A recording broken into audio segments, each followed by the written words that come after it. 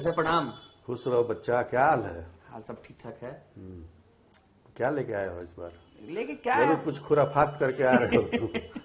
खुराफात करके नहीं आया, लेकिन जो मार्केट में चर्चा है तो सोचे जो चर्चा चल रहा है उतना चाचा के साथ भी चर्चा कर लिया जाए। चिराग पासवान वाला चर्चा सुने मार्केट में तो बहुत तरीके का चर्चा है। चिराग पासवान वाला चर्चा सुने हैं? हाँ सुने। कह रहे हैं हमारा बिहार हमको बुला रहा है। अरे तो बिहार उनको कब नहीं बुला रहा था? उनके पिताजी बिहार की राजनीति के प्रमुख स्तंभ थे, उसके बाद वो हैं, तो कब नहीं बुला रहा था जो अब बुला रहा है? पहले नहीं बुला रहा था। नहीं, लेकिन अभी तो केंद्र में मंत्री हैं, 5 वो सांसद है उनका, भारत सरकार में खुदे मंत्री हैं। लेकिन अब बताइए, अब तो कह रहे हैं कि हमारा बिहार हमको बुला रहा है। क्या मतलब ऐसा बयान किस लिए दिया होगा चिराग पासवान? कुछ मन में चल रहा है क्या, जो खुराफात की बात कर रहे थे? अरे तो हर आदमी के मन में कुछ न कुछ तो चलता है ना, कुछ बेहतर करने।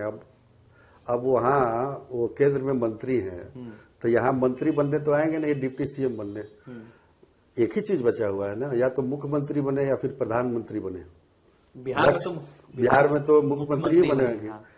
तो सबके मन में इच्छा होती है। देखिए बिहार में अभी क्या है ना कि लोगों को लग रहा है कि नीतीश कुमार अपनी आखिरी पारी खेल रहे हैं, तो इसके बाद वैकेंसी है। ये लोग यंग लोग हैं, युवा हैं, तो इनके पास बहुत समय है राजनीति करने के। दावेदारी अभी से कर दिया, दावेदारी डाल दिया अपना सबका।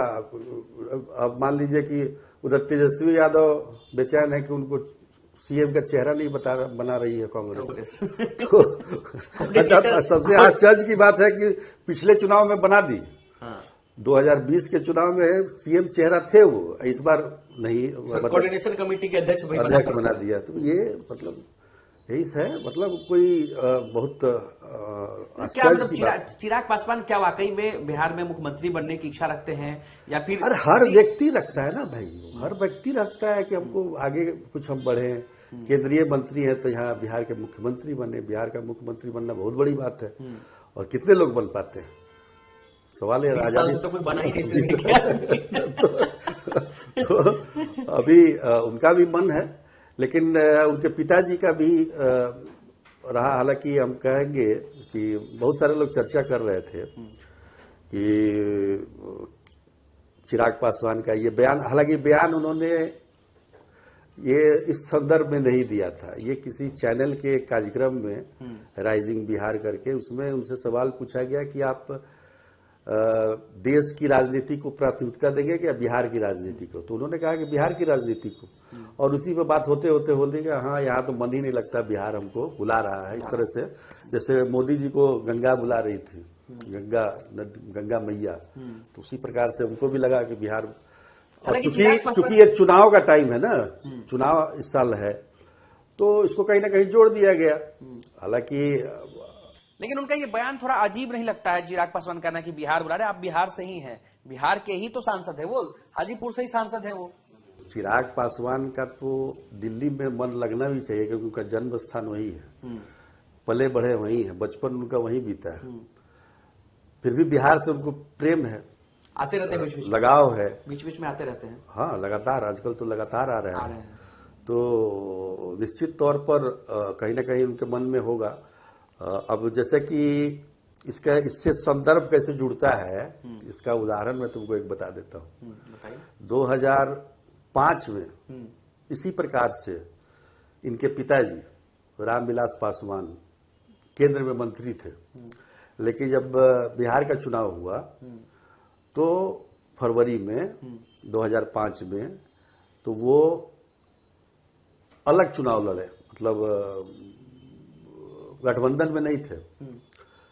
2004 का लोकसभा चुनाव गठबंधन में लड़ा गया, जैसे कांग्रेस हाँ कांग्रेस 24 में भी चिराग पासवान लड़े साथ में। नहीं, उस समय वो कांग्रेस और आरजेडी के साथ थे। अच्छा, यूपीए की सरकार में वो मंत्री थे। और 2005 में जब चुनाव आया बिहार में, तो उन्होंने यहाँ अलग चुनाव लड़ा, और 243 के लगभग में उन्होंने खड़ा किया था अपना उम्मीदवार। 29 सीटें उन्होंने जीती थी बिहार में, और वो चाबी लेके नहीं बोले कि चाबी सरकार बनाने की चाबी उनके पास थी। तो वो भी उस समय कह रहे थे, कोई मुस्लिम को वो बनाना चाह रहे थे मुख्यमंत्री, और उसको लेकर वो सरकार बनी नहीं। फिर मध्यावधि क्या, उसके बाद फिर से अक्टूबर में चुनाव हो गया।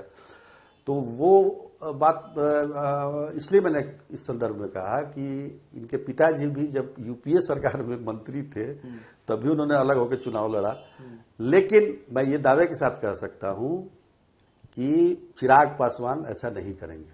20 में लेकिन कर चुके हैं ऐसा। 20 में इसलिए कर चुके हैं ना, अब नहीं करेंगे। कहने का मतलब ये है अगर वो 20 वाला नहीं किए रहते तो हो सकता था इस बार 25 में हो जाता, लेकिन अब नहीं करेंगे क्योंकि उनका जो एनडीए के साथ जो मतलब गठबंधन है, जो जिस तरह का तालमेल है, उसमें नहीं लगता है कि वो अलग होकर चुनाव लड़े। आखिरी एक चीज पूछना चाहिए, क्या इस संदर्भ में भी उन्होंने ऐसा बयान दिया होगा कि सीटें जो है वो उनको थोड़ी बढ़ा करके? हाँ, वो हर मतलब जितनी भी पार्टियां हैं ना, वो दबाव बनाने के लिए भाई हमको ज्यादा से ज्यादा सीटें दी जाए, इसलिए ऐसा करती है। कितने सीटों के दावेदार हैं बिहार में चिराग पासवान? वैसे सीधा हिसाब है यार, 5 सांसद है उनके, अब 5 छक्के 30 तो मिलना ही चाहिए। 30 मिलेगी उनको, मिलना चाहिए, लेकिन मतलब क्या लगता है कि एनडीए? देखिए मिलना चाहिए, मतलब मिलना चाहिए, कहने का हकदार है वो आदमी। ऐसा नहीं है कि आपके पास एक भी सीट नहीं है, 60 सीट मांग रहे हैं, वो ऐसा नहीं ना है। 30 सीट है तो 30 सीट। आपने चिराग पासवान के ऊपर सीधा हमला मुकेश सहनी पर बोल दिया। हमला हम किसी को नहीं बोल रहे, लेकिन मतलब एक आधार होना चाहिए ना भाई, आपका क्या है आधार होना चाहिए। तो 30 सीटों पर उनका हक बनता है। हो सकता है कि 20 मिले, 25 मिले, 30 मैक्सिमम है। लेकिन चिराग पासवान जरूर चाहते होंगे कि उन्हें 30 से ज्यादा सीटें जो है वो। हाँ, 30 सीट चाहते होंगे वो दोनों, उसमें कोई दो राय नहीं है। और हमको लगता है कि सभी पार्टियां थोड़ा थोड़ा, अभी बहुत सारा चीज होना है, क्योंकि एनडीए में हो सकता है किसी और की भी एंट्री हो जाए, तो अभी नाम नहीं बताएंगे, लेकिन उसके लिए भी जगह रखा जा रहा है। दिलीप जायसवाल ने पहले ही कह भी दिया है। हाँ, दिलीप जायसवाल ने तो कह दिया है, लेकिन देखिए और भी कुछ हो सकता है। चलिए, तो आज चर्चा कर रहे थे चिराग पासवान के उस बयान के क्या मायने थे, उसको लेकर के चाचा से चर्चा हो रही थी। बाकी चाचा ने बताई है इन चीजों को लेकर, देखते हैं कि आगे क्या कुछ होता है। बिहार विधानसभा 2025 में कई सारी चीजें जो है, कई सारी राजनीतिक घटना जो है वो घटनी बाकी है। मिलते हैं चाचा भतीजा के अगले एपिसोड में, तब तक के लिए आप सभी का शुक्रिया।